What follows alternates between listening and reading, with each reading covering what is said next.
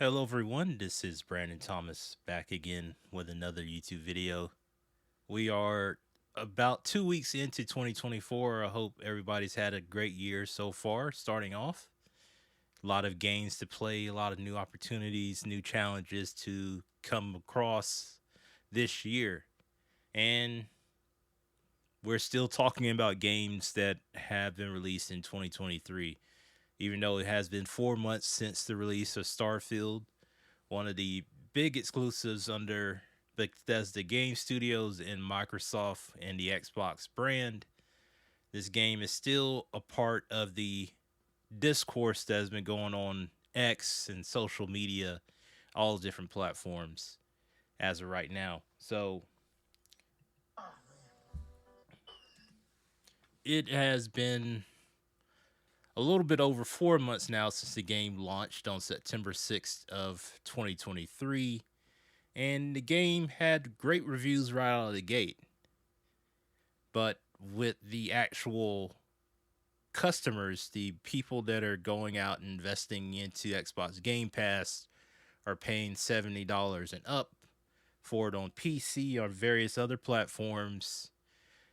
The reviews started out positive as well, but they slowly start to change over from mixed and now heading more negatively if you were to look at your Steam client as of today's recording. I have spent over 80 hours playing Starfield. I played it on PC. Let's see here. 87.4 if I were to go by what it shows on my Steam client on my PC as of right now. And I'll definitely say I got my money's worth for it. I paid for it, but kind of didn't, simply because number one, once Bethesda had announced that Starfield would be optimized or play best on AMD platform, I decided, since I'm already on the AMD CPU with the AMD Ryzen 5 5600, I decided to upgrade my graphics card, which was a NVIDIA GeForce RTX 3050. I decided to make a switch and get a RX 6700. And in purchasing that particular graphics card, I was given a voucher for a copy of the premium edition of Starfield. So it will come when once the DLC Shattered Space comes out sometime this year, and all the bells and whistles that came with the premium edition. I had that access as well. So I invested 87.4 hours into Starfield, and I want to share my thoughts on it simply because why not? Why not basically draw from a well that seems to never run dry as you go on to gaming, YouTube, and that space. So I'll basically start off here by sharing some positives and unfortunately a lot of negatives in regards to my time with Starfield. I'm not a big fan of games developed by Bethesda Game Studios. I have invested dozens of hours collectively into Skyrim, Fallout 3, and Fallout 4 with varying levels of enjoyment. I know this is blasphemous in terms of open world RPGs, but I never fully connected with those titles whenever I played it on the Xbox One, PlayStation 3, PlayStation 4, so on and so forth. So you can imagine my skepticism when Starfield was announced back in 2018. And I would admit that skepticism changed to cautious optimism with the developer showcase that took place in June of 2023. BGS is known for its craftsmanship in creating new worlds and lore for each of its titles, so the prospect of the studio with Todd Howard leading his passion project intrigued me. The idea of commandeering a spacecraft and exploring an unknown galaxy and its planets in the BGS style that we become accustomed to sounded like a must play, despite my trepidation with other games in their catalog. Starfield, when it's all said and done, is an ambitious undertaking with a lot of passion intertwined with several aspects of the game. Yet there were too many glaring issues and often lazy decisions in design and storytelling that hindered my enjoyment of this game. Do I recommend Starfield for those that are curious and have not bit the bullet in purchasing or trying out on Xbox Game Pass? I would say yes. If you're looking to purchase it, if you're not on have an Xbox or you just have a gaming PC, I say wait till it's on sale. But if you are an Xbox Game Pass subscriber, regardless of what platform you decide to play on, I do say this game is a must try. Starfield contains the fewest bugs out of any Bethesda title, which is an achievement on its own merit. The modding community for BGS's most beloved titles have flourished over the last few years and have breathed new life into those games. Starfield has a modding community, yes, but is not as robust as Skyrim or Fallout 4, so it remains to be seen how well the game will fare after a few more months.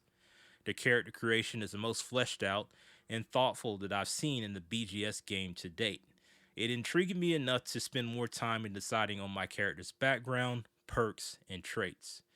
The role playing in the initial 12 to 15 hours of gameplay was really immersive as I became more invested in the story and my interaction with companions and other NPCs. Combat on the ground was smooth, and with the inclusion of the jetpack, it afforded me many more opportunities to be creative in dispatching enemies across various set pieces in the game. Space combat, however, was a bit of a mixed bag for me. It was fun to fly through space, taking out spacers and pirates looking to either claim or annihilate my spaceship. However, there are only a handful of battles that felt challenging. There are even fewer instances where the rewards that were given during those space fights, or dog fights rather, made it worthwhile for me to even engage in those type of battles. Weapon variety was pretty basic, with 4 levels on average set for each type of weapon. If only BGS took the same page out of Gearbox's book with weapon scaling in Borderlands, or even doing the same with Bungie and Destiny. There are only a handful of weapons that I use predominantly throughout my time with the game. Keeping up with various types of ammunition as weapon specific was a frustrating task to undertake. This forced me to often switch to a more standardized weapon that had a large amount of ammunition. In return, this produced the least amount of damage against enemies as they seemed able to soak up bullets like sponges. BioWare introduced the use of thermal clips in their weapons with Mass Effect 1 and expounded upon it in its sequel, Mass Effect 2. A more streamlined approach is needed for weapons and ammo in a game set 300 years into the future. The UI and inventory management system for Starfield was cumbersome to navigate and to keep track of. People make such a big deal out of being able to pick up any and every item in a BGS game where looting is involved. However, with Starfield, being a pack rat is often punished by limiting travel, which is ridiculous and defeats the purpose of having a jetpack in the first place. Why not set limits to the amount of fuel that's available in your jetpack when you're leapfrogging on terrain, regardless if you're over encumbered or not? Instead, we're forced to move at a snail's pace when traversing a planet. Speaking of traversing planets, exploration is not as expansive as most of us were anticipating. Fast travel usually unlocks when the player first discovers a new area or landmark, opening up a significant part of a given map. I did not expect to be subjected to loading screen after loading screen when arriving to or departing from a planet. Hello Games' work on No Man's Sky, a game that made its debut years prior to Starfield, allowed players to enter a planet's atmosphere directly from orbit. Flying through space in that game felt immersive and really helped sell the prospect of discovering unexplored planets, even though the studio failed to initially deliver on its lofty promises. The insistence of installing Starfield on an SSD on PC really seemed pointless, as the simple fact of entering or exiting a room or a ship through the cockpit or through the docking bay was followed by a loading screen. The lack of a land vehicle similar to what was offered in the Mass Effect series with the Mako, and of course with its spin-off game Andromeda and the Nomad, it really deterred me from fully exploring a planet unless it's played a key role in progressing the story. Shipbuilding is intuitive but difficult to master. I may be in the minority here, but I felt a bit overwhelmed in using the shipbuilding mechanic. I understand BGS's approaches in allowing players the freedom to dive in and figure it out themselves, but it would have been helpful to feature a more in depth tutorial in managing and ultimately constructing a ship from scratch. I often scroll through YouTube finding videos that do a great job of explaining and showcasing how to build a ship in Starfield.